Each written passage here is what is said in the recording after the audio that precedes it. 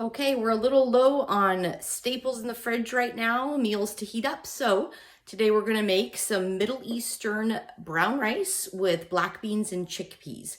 And I'll have a special helper to give me a hand in the kitchen. So Ari, why don't you show us what we need to make this very simple Instapot recipe? Ground turmeric. Yeah, turmeric. And granulated California garlic. Yes, so garlic. And here's our onion, cayenne pepper, Pepper, just a bit. Onion, chopped onion. Coriander.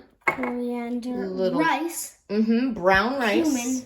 Cumin. Black beans and chickpeas. Yeah, and we try to use salt-free whenever we can, but the chickpeas are really hard for us to get salt-free, so those ones I'm going to use. Sometimes I cook them up and then I have them in the fridge and I use those instead, but do your best to get salt-free. And we're going to throw spinach in. We don't have to, but we kind of like mixing it up. All right, let's get started. Okay, so the first thing we're gonna put in our Instapot insert is some brown rice. This is just brown rice from Walmart. We get a lot of our stuff at Walmart. I love, we spend, I think it's $100 a year to get free grocery delivery. Life-changing. Another secret for keeping things simple. Frozen vegetables, salt-free canned goods, some of the grains and dried beans. Those are the primary things we get there. So, and even fresh produce, we really like it. So can you help me? It's very heavy. So let's pour in. We're going to do 2 cups. This makes a nice big recipe, nice big batch. So it keeps us going for a few days. Maybe a little bit more. That's probably good. Okay, so why don't you dump that in the pot? 2 cups of brown rice. And then I'm going to pop these tops because I do find they're a little tricky for little hands. You can drain these and rinse these. It'll look a little prettier. I do not because, of course, I'm a lazy cook. Okay, so can you dump those in? Thank you for being careful. If you were really lazy, you wouldn't cook. That's true. I guess that's a good point. You made me feel better. Okay. Thank you. Now,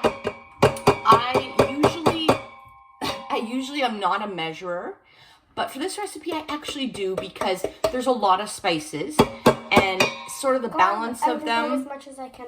Thank you. Okay. The balance of them sort of matters. So I find for us. So I've also tailored these. My husband likes a ton of spice. My kids, can you be a little quieter? Let me go like that. Yeah, thanks. Okay. My kids like a little bit less, but they do like spice. They even use hot sauce and things like that. So we're going to put a good amount of garlic in. Here, I got that. Yeah.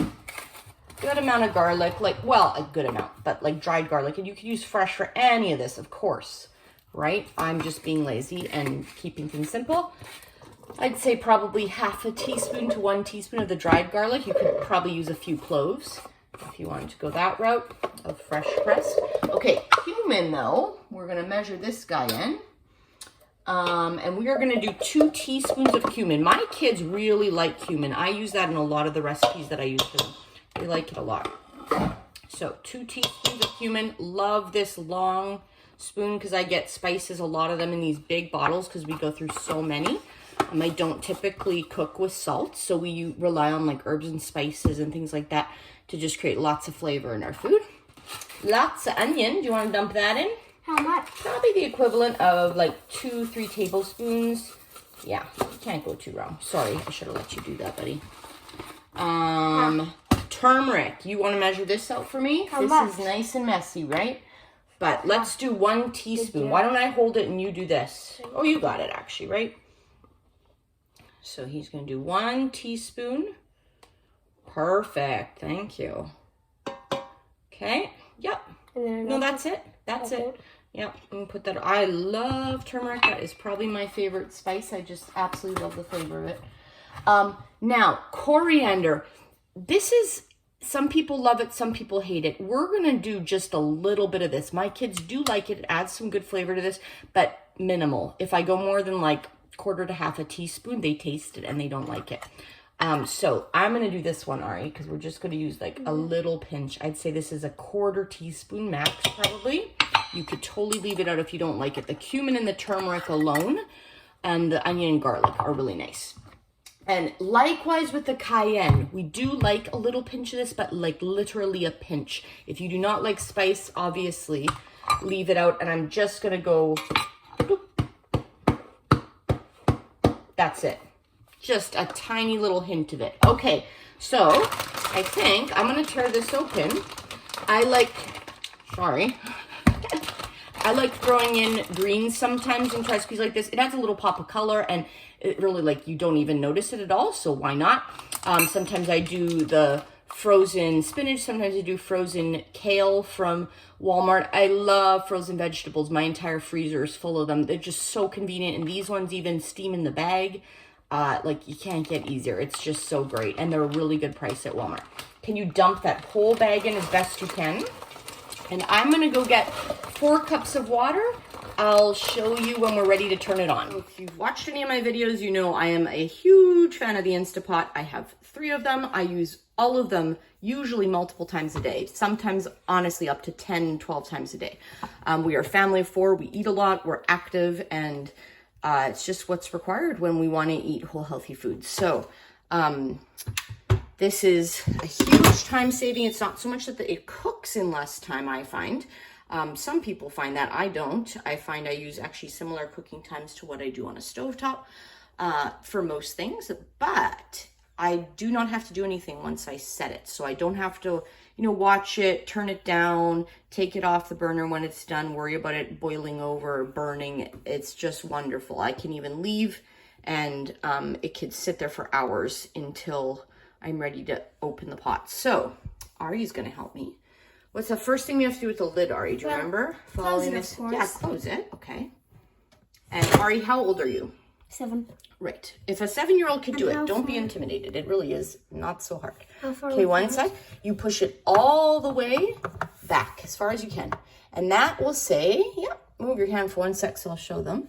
It says sealing. And that's going to allow it to come to pressure. It doesn't click or anything. You just turn it that way. Venting would mean you can let the water come out, right? So we want it to turn to sealing. Okay. And now we hit pressure cook. And I like cooking brown rice for 25 minutes. So Ari's just going to hit the press up the plus function. 25, sweetie, I need. Oh. Yep. And now what do we do, Ari? Do we sit here and fret and watch it? No. We leave it, right? We go do the other things we need to do. The baking I need to do right now, right? And we will be back when this is pressure release. So I will let it come to pressure, cook, and then naturally pressure release. And it'll probably be a little over an hour, especially with the frozen stuff in there. It'll take a little more time. And then I'll just scoop it into containers. I'll show you when it's done. Okay, so the Instapot has released. This is a newer Instapot, and this is how it shows it's released. It's counted up 46 minutes past cooking being completed, and then it just shows this symbol. That means it's pressure released. You can see this clicks down, and I'm so attuned to this already that I actually hear the click if I'm anywhere on this floor level, and I just go, oh, Instapot's released. So yeah, it's ready to go. You'll see now I can open it. It will be locked before that, so you cannot hurt yourself on this thing. And I will give it a quick stir. And you can see the turmeric adds that, orangey color. Smells really good. A lot of people find it's hard to switch to a salt-free diet, but it really is true that your taste buds adapt, and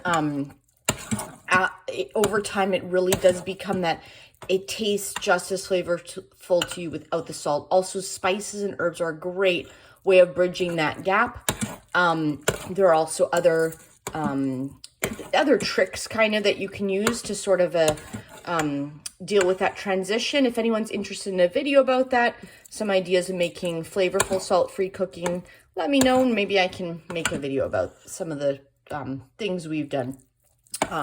Also, for me, it was not a big deal at all to go salt-free. For my husband, it was a much harder and longer process, and he didn't even care to at first. So he's only done it as he's gotten older, and his blood pressure was climbing a little bit. So he just, we've created ways that still satisfy him, but that allow us to be salt-free most of the time, at least, as much as we're able to. So I just usually scoop this into containers.